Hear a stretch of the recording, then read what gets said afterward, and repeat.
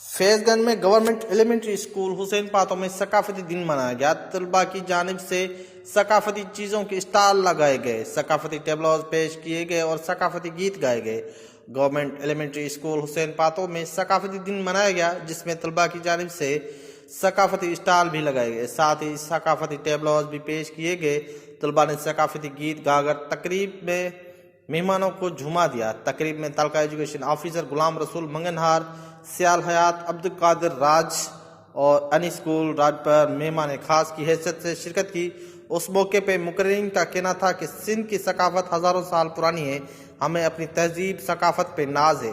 टोपी अजरक सिंध की शान है, जो कि अब पूरी दुनिया में मुतारफ हो चुकी है। अली चांग, फैजगंज।